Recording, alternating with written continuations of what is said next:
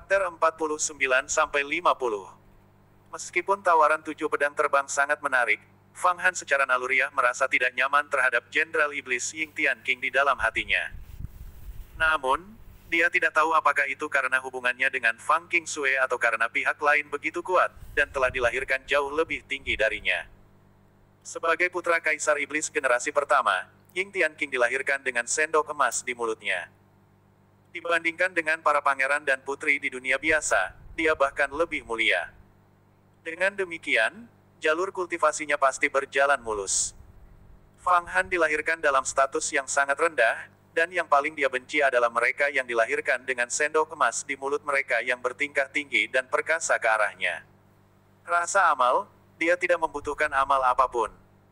Jadi, bahkan jika itu adalah makhluk yang lebih kuat daripada Jenderal Iblis, makhluk alam ilahi yang lebih besar, dia masih akan menolak.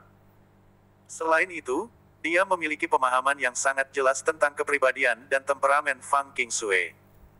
Fang King Sui adalah orang yang sangat bangga dan memiliki sikap yang sangat angkuh. Karena dia adalah salah satu pengikutnya, dia mungkin tidak akan senang jika dia pergi dan menerima amal orang lain. Semakin keras kepala dan percaya diri seseorang, semakin bahagia dan lebih menghargai wanita ini dari mereka. Benar saja, Fang Han telah bertaruh dengan benar untuk ini. Fang King Sui berdiri, dan Fang Han bisa melihat pujian tinggi atas tindakannya dan kebahagiaannya di matanya. Wajahnya juga menunjukkan jejak senyum untuk pertama kalinya. Meskipun Fang Han telah bepergian dengannya begitu lama, dia belum pernah melihat senyumnya sebelumnya. Bagus, kamu sangat baik. Kami orang-orang dari klan Fang pasti tidak membutuhkan amal apapun. Bahkan berani menolak Jenderal Iblis yang bermartabat, putra Kaisar Iblis Xiantian, itu adalah orang dari klan Fang saya. Dibandingkan dengan adik laki-laki dan perempuan saya, Anda jauh lebih kuat. Terima kasih banyak atas pujian kakak perempuan. Fang Han menarik asap serigala dan menggunakan kedua tangannya untuk mempersembahkan 7 labu roh jahat.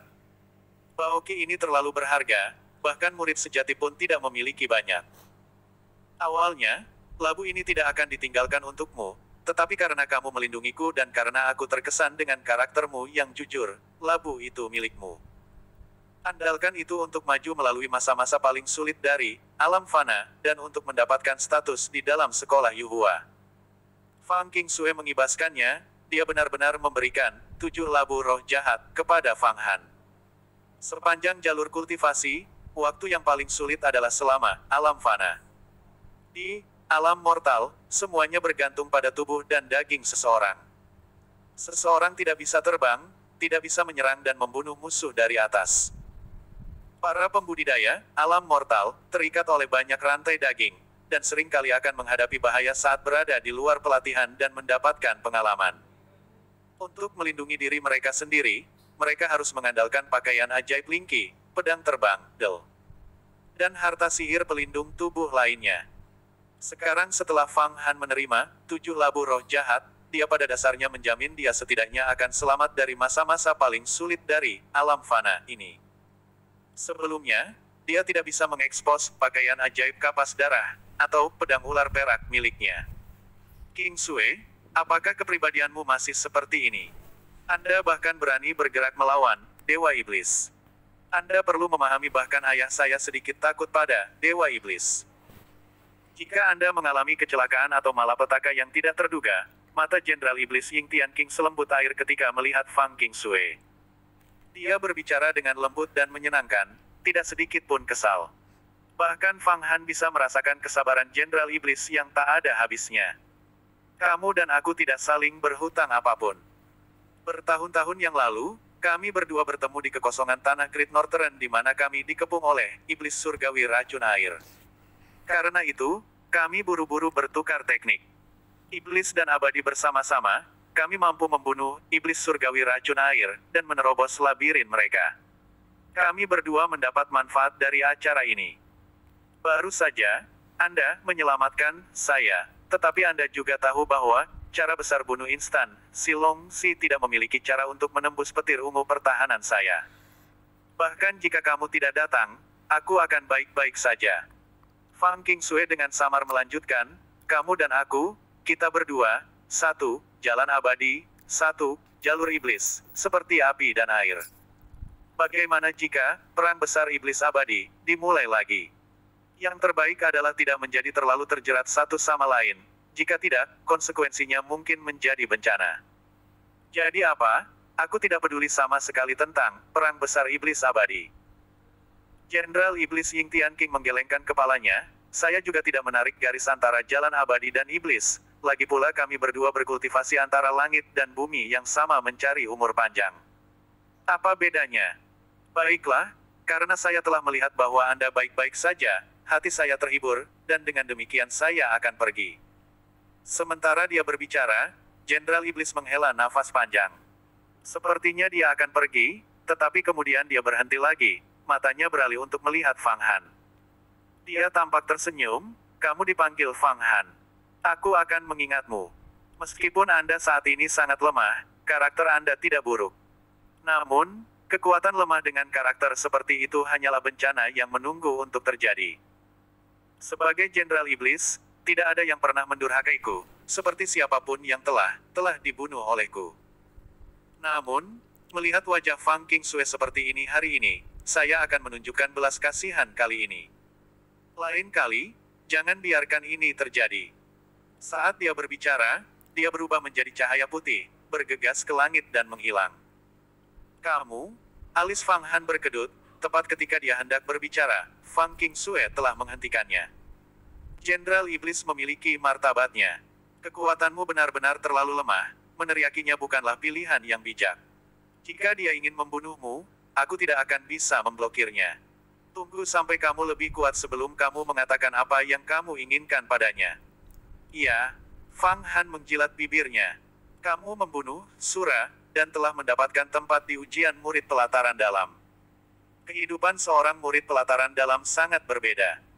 Saya dapat menghukum murid-murid pengadilan luar, dan bahkan jika saya membunuh yang lebih jahat atau lebih lemah, saya paling banyak akan mendapatkan celaan.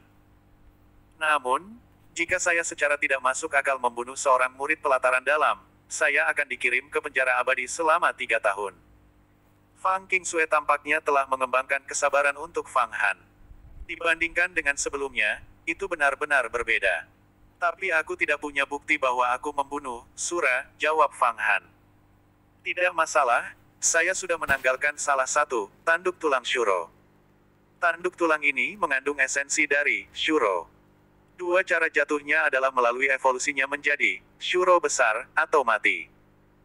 Jika Anda membawa klakson ini ke pelataran dalam Yuhua dan memberikannya kepada pemeriksa, maka Anda akan dapat mengikuti tes. Dengan mengambil penilaian, Anda akan dapat menjadi murid pelataran dalam. Itu hanya sekitar sudut. Fang Qingsue mengeluarkan tanduk tulang panjang 3 Qi yang gelap, reflektif, dan melemparkannya ke Fang Han. Fang Han menangkapnya, tetapi sangat berat sehingga dia tidak bisa menahannya sampai dia menggunakan kedua tangannya. Itu pasti lebih dari 100 jin. Awalnya, ketika Fang Han bertarung dengan Sura, dia telah melihat tanduk tulang ini di punggungnya. Namun, penampilannya yang mengerikan dan tubuhnya yang bersisik telah membuat tanduk ini tidak begitu aneh. Lalu, kakak senior, apakah kamu juga akan kembali? Tanya Fang Han. Benar. Jin Sitai dan Si Long Zi keduanya memiliki lengan yang dipotong oleh Jenderal Iblis. Mereka pasti akan kembali ke sekolah dan memohon kepada tetua sekolah yang mendalam untuk membiarkan mereka menggunakan pelet pengembalian tulang matahari bulan untuk menumbuhkan kembali lengan baru. Ayah Jin Sitai adalah tetua yang mengendalikan semua kekuatan, dan saya khawatir ini akan menimbulkan kemarahan yang tidak menguntungkan terhadap saya. Saya harus kembali dan menjelaskan apa yang terjadi pada kepala sekolah kita yang terhormat, dan pada saat yang sama memberitahu dia tentang situasi Dewa Setan, kata Fang Qingsue, menganggukkan kepalanya. Lengan mereka dipotong, tetapi mereka bisa tumbuh kembali. Fang Han menggigil. Benar, bagaimanapun, itu membutuhkan kekuatan yang besar. Lebih jauh lagi, menumbuhkan lengan tidak sesuai dengan hukum alam, dan dengan demikian seseorang harus melalui banyak penderitaan untuk memperbaikinya. Ini akan sangat menunda kultivasi mereka. Baiklah, aku akan membawamu kembali ke sekolah Yuhua bersamaku. Fang Qingsue melambaikan tangannya, dan 2 ular petir ungu muncul sekali lagi, membiarkan Fang Han menunggangi salah satunya. Mereka meraung, menggelegar seperti petir, dan melesat ke udara. Tak lama, pegunungan Yuhua muncul di depan mereka. Fang Han sekali lagi kembali ke sekolah Yuhua. Setelah kembali ke sekolah Yuhua, Fang Qingsue menarik kehendak ilahi, dan terbang lurus menuju kedalaman pusat istana langit Yuhua. Istana langit Yuhua adalah istana raksasa yang tergantung di antara awan di langit. Sebuah kota terapung. Itu adalah tempat kultivasi untuk 1000 tetua dan kepala sekolah-sekolah Yuhua. Murid sejati, jika mereka tidak dipanggil, tidak bisa memasuki area tersebut. Jika seseorang ingin masuk sementara, mereka harus melaporkan diri terlebih dahulu.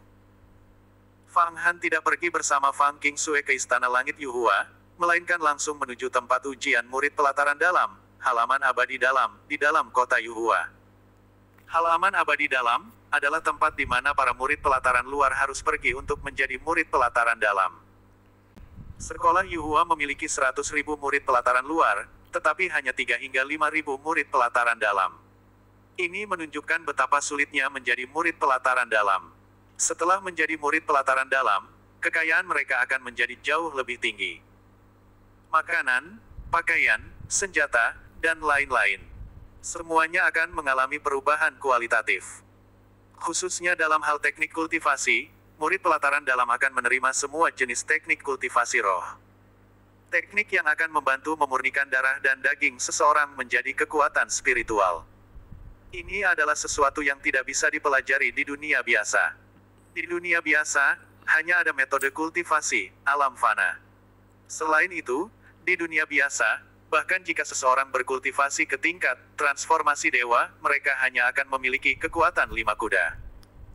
Sementara itu, di sekolah, jalan abadi, karena kualitas makanan, pelet, dan metode budidaya sangat tinggi, para pembudidaya dapat melatih daging mereka untuk memiliki kekuatan 6 atau 7 kuda. Bahkan kekuatan 10 kuda itu mungkin. Inner Immortal Courtyard ini memancarkan semacam perasaan misterius. Ketika Fang Han memasuki halaman abadi dalam, dia melihat kedalaman dan ketenangannya. Sebuah aroma berdesir di seluruh halaman, yang terasa misterius dan jauh, namun damai. Immortal Qi mengalir perlahan di sini, dan tidak ada orang yang terlihat. Dibandingkan dengan Immortal Courtyard lainnya yang memiliki orang-orang yang datang dan pergi dan memiliki ratusan ribu murid Outer Court yang mengobrol dalam kelompok yang terdiri dari 3 hingga 5 orang, itu sangat berbeda. Tetap diam, apa yang kamu lakukan di sini? Apakah kamu tidak tahu bahwa murid pelataran luar tidak bisa dengan santai memasuki halaman abadi dalam? Tepat ketika Fang Han melihat sekeliling, sebuah suara tiba-tiba keluar. Dia buru-buru melihat ke arah suara itu, dan melihat bahwa pembicaranya adalah seorang wanita yang mengenakan pakaian kuning pastel. Dia agak tinggi dan memiliki fitur halus. Dia tidak mengenakan pakaian murid sekolah Yuhua, yang menunjukkan bahwa statusnya jelas tidak biasa. Aku menyelesaikan salah satu hadiah sekolah, dan telah datang ke Inner Immortal Courtyard, untuk mendapatkan hak untuk mengikuti ujian murid pelataran dalam. Fang Han buru-buru menjawab karena dia tahu bahwa di dalam sekolah Yuhua, ada banyak tempat di mana orang tidak bisa sembarangan masuk tanpa menimbulkan konsekuensi yang parah. Anda menyelesaikan hadiah sekolah. Anda benar-benar dapat memperoleh kualifikasi untuk ujian. Apakah Anda punya bukti? Sewenang-wenang bertanya pada wanita berpakaian menguning, menatap Fang Han dari atas ke bawah. Ketika dia berbicara, dia memberikan perasaan status tinggi yang samar. Fang Han merasa seolah-olah wanita ini jelas bukan orang biasa, dan buru-buru mengeluarkan tulang tanduk Shuro. Tanduk Sura mencapai sekitar 100 jin, dan panjangnya 3 ji, seperti pedang. Fang Han awalnya memasukkannya ke dalam sarung pedang dan membawanya di punggungnya. Sekarang, dia mengeluarkannya, cahaya putih bersinar darinya, segera menarik perhatian wanita berbaju kuning. Sebuah tulang tanduk Shuro. Kamu benar-benar membunuh Shuro. Ketika wanita berbaju kuning melihat tanduk tulang Shuro, dia terkejut dan segera melambaikan tangan kepada Fang Han, bawa dan biarkan aku melihatnya. Fang Han buru-buru membawa tanduk tulang Sura. Wanita berbaju kuning itu mengulurkan 2 jarinya dan dengan lembut mencubitnya, mengambilnya. Jari-jarinya seperti sumpit atau sejenisnya. Menonton ini, Fang Han menggigil. Seseorang perlu memahami, tanduk ini sekitar 100 jin. Bahkan pembudidaya tingkat transformasi dewa akan merasa sulit untuk memegangnya hanya dengan satu tangan. Mereka tidak akan bisa menggunakan dua jari seperti sumpit dan dengan mudah mengambilnya seperti wanita berbaju kuning. Kekuatannya pasti setidaknya 2 kali lipat dariku, menghitung Fang Han di dalam hatinya, kultivasi yang begitu kuat. Aku bertanya-tanya murid pelataran dalam tirani mana dia. Bahkan kakak perempuan Mo tidak sekuat dia. Ini sebenarnya adalah tanduk tulang, Shuro. Saya tidak akan tahu dengan melihat bahwa Anda benar-benar berhasil membunuh Shuro. Wanita berbaju kuning sekali lagi menatap Fang Han, tampaknya mencoba mengukur kekuatan sejatinya karena dia masih tidak percaya bahwa dia mampu membunuh Sura. Dihadapkan dengan tatapan wanita itu, Fang Han tenang dan percaya diri, karena dia memiliki Fang Qingsui yang mendukungnya, dia tidak perlu terlalu khawatir. Selanjutnya, Sura memang dibunuh olehnya, meskipun dengan meminjam kekuatan Yan. Ikut denganku. Wanita berbaju kuning mengukurnya sebentar, lalu mengalihkan pandangannya, memberikan tanduk tulang, Sura, kembali ke Fang Han dan kemudian mengikuti jalan lurus ke kedalaman halaman. Fang Han buru-buru mengikuti di belakangnya. Setelah 9 belokan dan 18 tikungan, gunung palsu, danau, pavilion, dan koridor berliku, mereka tiba-tiba mencapai tempat terbuka. Di depan mereka muncul sebuah candi yang menjulang tinggi. Di tengah kuil ada banyak murid yang berdiri. Pada saat yang sama, di tengah langsung kuil, ada meja batu giok putih, panjangnya sekitar 10 zang dan lebar 3 hingga 5 zang. Di belakang meja duduk beberapa tetua sekolah Yuhua. Murid pelataran dalam dan murid pelataran luar benar-benar berbeda. Kepentingan mereka di sekolah setidaknya 10 kali lipat dari murid pelataran luar. Sedangkan murid pelataran luar diberikan beberapa trik dasar untuk kultivasi dan kemudian dibiarkan belajar sendiri, mengandalkan keterampilan mereka sendiri untuk mempelajari apa yang mereka bisa. Murid pelataran dalam meminta tetua Yuhua mengajari mereka kultivasi. Beberapa tetua Yuhua ini saat ini sedang menanyakan satu demi satu murid di dalam kuil. Murid-murid itu mengeluarkan barang-barang yang mereka bawa, mempersembahkannya satu persatu. Itu semua adalah bukti bahwa mereka memenuhi syarat untuk bagian dalam pemeriksaan pengadilan dalam. Fang Han melihat bahwa beberapa murid bahkan menawarkan beberapa mayat raksasa, Flying Yasha, menimbulkan anggukan dari para tetua. Mampu membunuh, Flying Yasha, memang jenius yang langka.